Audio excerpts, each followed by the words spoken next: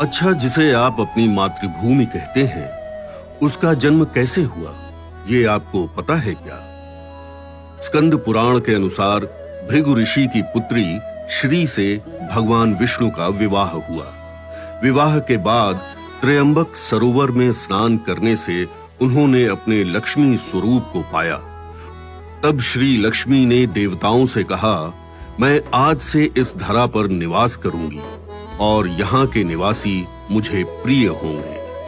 भगवान विष्णु के निर्देश पर विश्वकर्मा ने एक सुंदर नगर का निर्माण किया। स्वयं ब्रह्मा ने इस नगर का नाम श्रीमाल रखा। श्रीमाल नगर से मैं बदलकर भिल्लमाल, पुष्पमाल, आलमाल, भिन्नमाल आदि नामों से भी जाना जाता रहा हूं।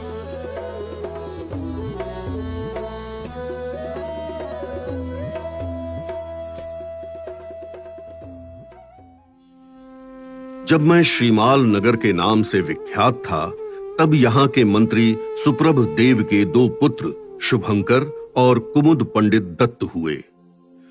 शुभंकर को एक पुत्र हुआ सिद्ध, जो एक जुआरी और व्यसनी था। एक दिन आधी रात जब वो व्यसन करके घर लौटा, तब उनकी मां ने घर का दरवाजा नहीं खोला और बोली, मैं घर का दरवाजा नहीं खोलूंगी, जा, जहां दरवाजा खुला मिले वहां चला जा। व्यसनी सिद्ध आधी रात को घर की चौखट से लौट गया और भटकते भटकते साधु भगवंतों की पौषधशाला जा पहुंचा, जिसका दरवाजा खुला देख वो उसमें प्रवेश कर गया। वहां के आध्यात्मिक और अनुशासित वातावरण को देख उसका हृदय परिवर्तन हो गया। उसने जैन दीक्षा अंगीकार की और सिद्धर्षि गणि के नाम से प्रख्यात हुए। इन्हीं सिद्धर्षि गणि ने विक्रम संवत 932 में 16,000 श्लोक प्रमाण की उपमिति भव प्रपंच कथा की रचना की। जैसा कि मैंने कहा, मंत्री सुप्रभ देव के दूसरे पुत्र कुमुद पंडित दत्त थे। उन्हीं कुमुद पंडित दत्त के पुत्र माघ कालांतर में संस्कृत भाषा के प्रकांड पंडित हुए और उन्होंने संस्कृत के महाकाव्य शिशुपाल वधम की रचना की। संस्कृत साहित्य में कवि कालिदास उपमा अलंकार के लिए तो कवि भारवी अर्थ के लिए जाने जाते हैं, पद के लिए कवि दंडी जाने जाते हैं, पर महाकवि माघ में इन सभी काव्य गुणों का समावेश है।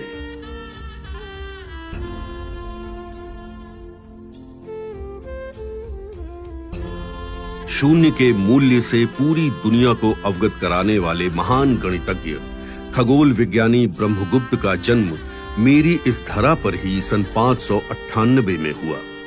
इसी कारण इन्हें भिल्लमालाचार्य के नाम से भी जाना जाता है।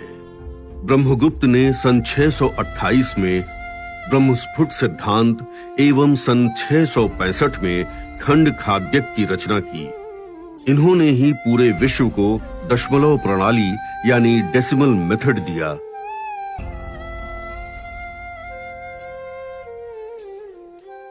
तू प्रभु मारो, हूँ प्रभु तारो, क्षण एक मुझने नाही विसारो।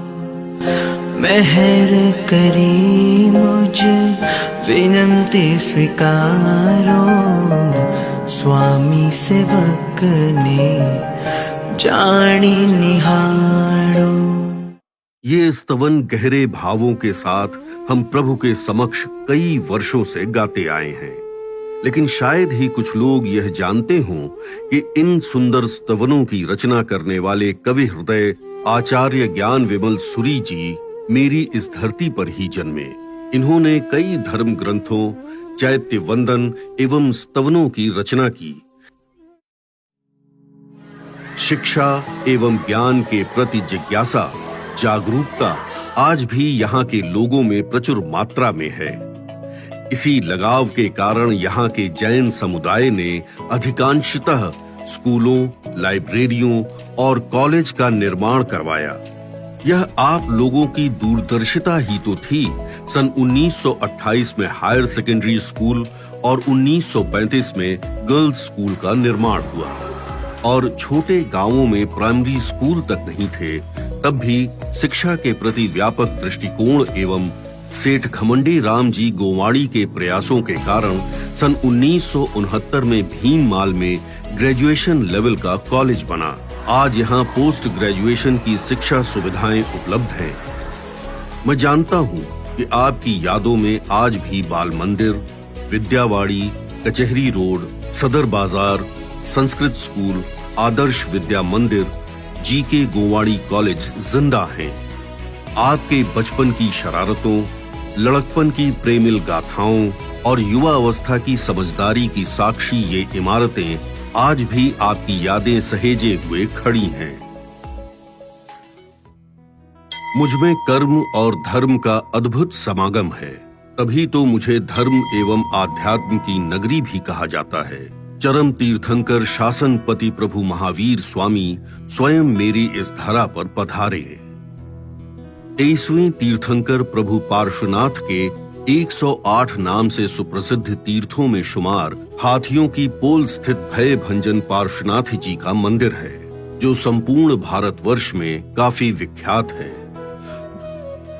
बुद्धवास में बने हुए महावीर स्वामी मंदिर का निर्माण गुर्जर शासक कुमारपाल महाराजा ने करवाया था, जिसकी प्राण प्रतिष्ठा जैन आचार्य हेमचंद्र सूरी जी द्वारा की गई थी। गणेश चौक में विराजित 16वें तीर्थंकर भगवान श्री शांतिनाथ जी के मंदिर की गाथा गौरवमयी है। यह देवालय उस समय आकाश मार्ग से गुजर रहा था, जिसे यतिवर्यों ने अपनी सिद्धि के बल पर भूमि पर उतरने के लिए विवश कर दिया। धर्म के प्रति असीम आस्था में समय के साथ उत्तरोत्तर वृद्धि होती गई, जिसके परिणाम स्वरूप कीर्ति स्तंभ, बाफनावाड़ी एवं कम समय में कालजयी बने 72 जिनालय आदि भव्य मंदिरों का उद्भव हुआ। 24 अतीत, 24 वर्तमान एवं 24 अनागत तीर्थंकरों की प्रतिमा जी से सुसज्जित 72 जिनालय, जिसके मूल नायक 23वें तीर्थंकर भगवान लक्ष्मी वल्लभ पार्श्वनाथ मूल गंभारे में विराजित हैं।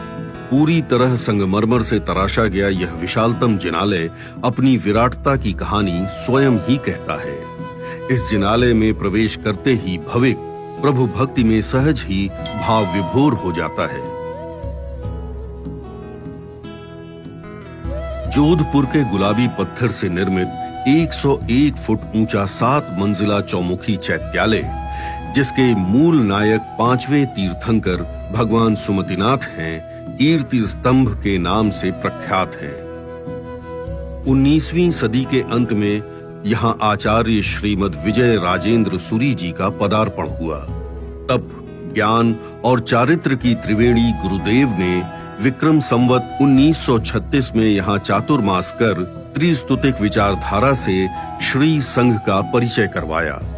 100 वर्षों के बाद भी गुरुदेव के प्रति सभी भक्तों के दिल में आस्था का अथाह सागर आज भी लगातार बहता है, भले ही वे किसी भी गच्छ से संबद्ध हों। तभी तो लगभग हर मंदिर के प्रांगण में गुरु मंदिर या गुरु प्रतिमा स्थापित है।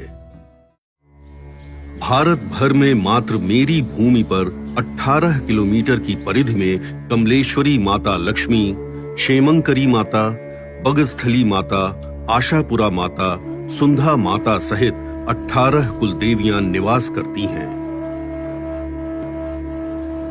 यह है पश्चिमी छोर पर माता जी की भाखरी के नाम से जाना जाने वाला मां क्षेमंकरी का पीठ। अत्याचारों से पीड़ित नगर निवासियों की प्रार्थना पर दुर्गा अवतार मां क्षेमंकरी ने उस दैत्य को इसी पर्वत के नीचे दबा दिया, परंतु लोगों के इस डर से कि कहीं दैत्य वापस बाहर न आवे, देवी क्षेमंकरी स्वयं भाखरी पर विराजित हो गईं। पंथा नाम सुपथारु रक्षेन मार्ग क्षेमंकरी, अर्थात मार्गों की रक्षा कर पथ को सुपथ बनाने वाली देवी क्षेमंकरी दुर्गा अवतार ही हैं। वराह श्याम भगवान विष्णु के तीसरे अवतार हैं। दानव हिरण्याक्ष ने जब पृथ्वी को जल में डुबो दिया, तब भगवान विष्णु ने वराह अवतार लेकर पृथ्वी का कल्याण किया। यह मेरा सौभाग्य है कि पूरी दुनिया में भगवान विष्णु के वराह अवतार का एकमात्र मंदिर मेरी धरा पर ही शोभित है। 7वीं सदी में स्थापित हुए जमीन तल से 20 फुट नीचे स्थित गर्भगृह में नगर धणी भगवान चंडीनाथ महादेव का अति प्राचीन शिवलिंग अवस्थित करती है। उत्तरी छोर पर बने प्राचीन शिव मंदिर नीलकंठ महादेव की कृपा मुझ पर लगातार बनी हुई है। वर्तमान में विशाल भूखंड में बन रहे इस विशाल मंदिर के जीर्णोद्धार का कार्य प्रगति पर है। मेरी भूमि के रक्षक देव क्षेत्रपाल नीम गोरिया भैरव देव का यह मंदिर विक्रम संवत 1425 से नगर के प्राचीन जल स्रोत जैकूब सरोवर अर्थात जाकोब तालाब पर बना है। वर्षों पहले चिकित्सकीय आवश्यकताओं को ध्यान में रखते हुए शहर के भामाशाहों द्वारा अस्पतालों का निर्माण कराया गया, जिनमें सरकारी हॉस्पिटल, पुराना नाहर हॉस्पिटल, नेत्र चिकित्सालय एवं अत्याधुनिक चिकित्सकीय उपकरणों और सुविधाओं से युक्त नाहर हॉस्पिटल मुख्य हैं। अव्वल दर्जे के डॉक्टरों एवं संभाग स्तर की सुविधाओं से सुसज्जित इस हॉस्पिटल से हजारों मरीज प्रतिदिन लाभान्वित हो रहे हैं। प्राचीन समय में गुजरात की राजधानी के रूप में मैं काफी बड़ा व्यवसायिक केंद्र हुआ करता था। आज भी इसबगोल, जीरा, रायड़ा के उत्पादन में मैं अग्र स्थान पर हूँ। ताजा हरी ऑर्गेनिक सब्जियों, हरी और लाल मिर्च, टमाटर की व्यापक खेती के कारण वैश्विक निर्यात का केंद्र स्थल हूँ।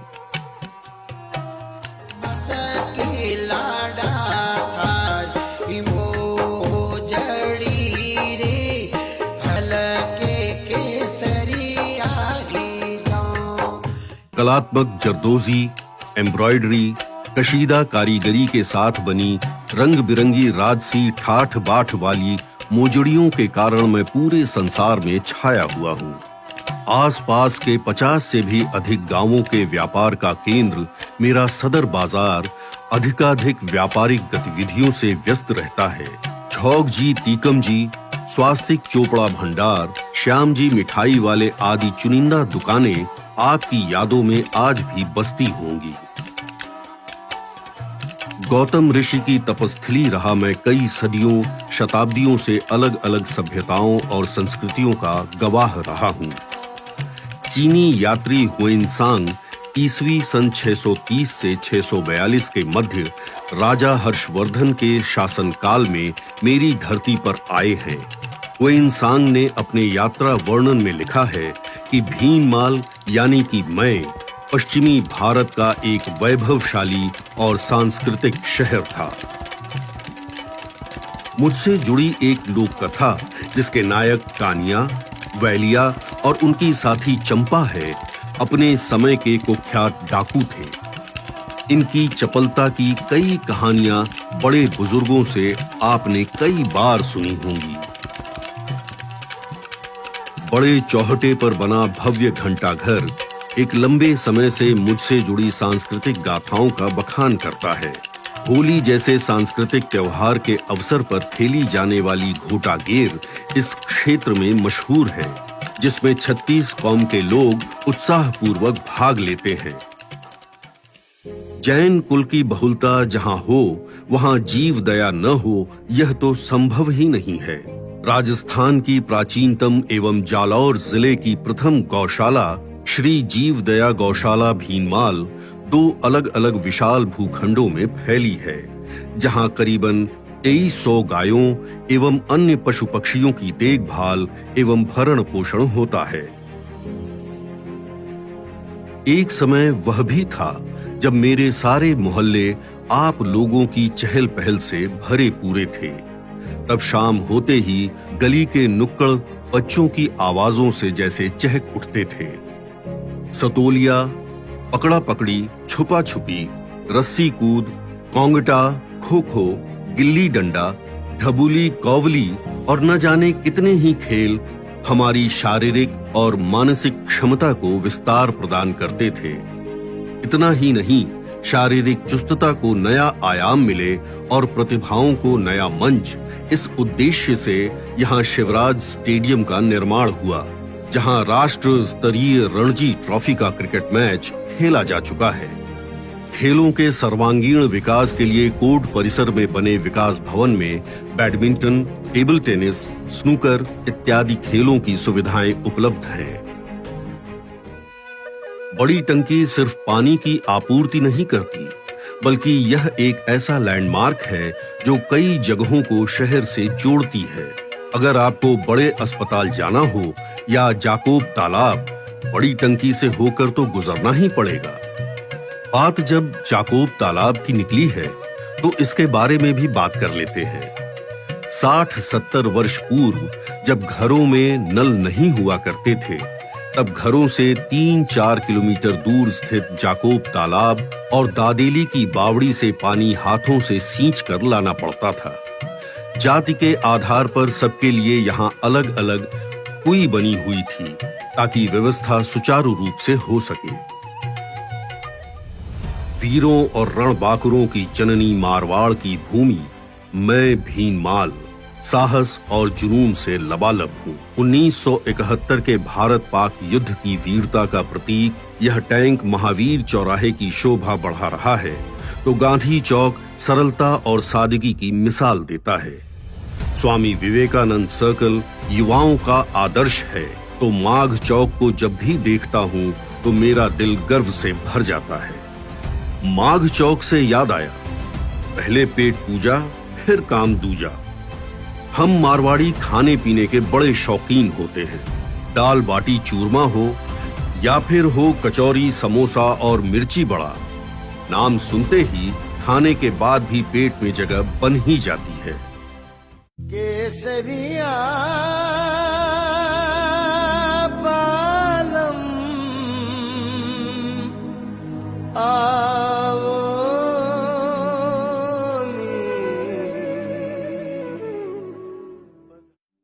आज यहाँ नया सूर्योदय है।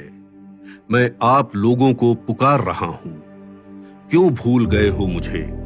क्या आप मुझे महसूस नहीं कर पाते कि आपके बचपन में आपकी देह पर मेरी जमी की ही धूल सनी हुई थी?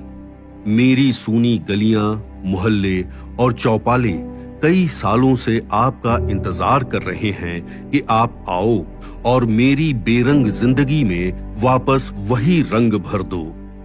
यह भीनमाल उत्सव आपका और मेरा पुनर्मिलन है। तारीखें भले ही बीत जाएं, आपका और मेरा यह भीनमाल उत्सव सदा जहन में जीवंत रहेगा। उल्लास को आसमान तक ले जाने का नाम है भीनमाल उत्सव। सपनों को साकार करने की सोपान है भीनमाल उत्सव।